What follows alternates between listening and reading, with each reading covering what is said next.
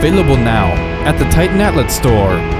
In this video, we are demonstrating a 2010 New Holland W170B with 2200 hours.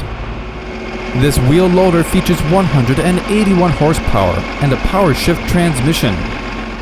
This W170B fits 3 to 3.75 cubic yard buckets and features a Z-bar loader and heavy counterweight, along with a cold weather package, ride control and reversing fan.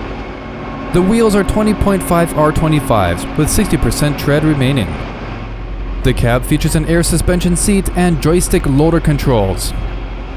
For more information on this New Holland W170B, contact our sales team at the Untitled store. To keep up to date with our equipment videos, be sure to subscribe to our YouTube channel.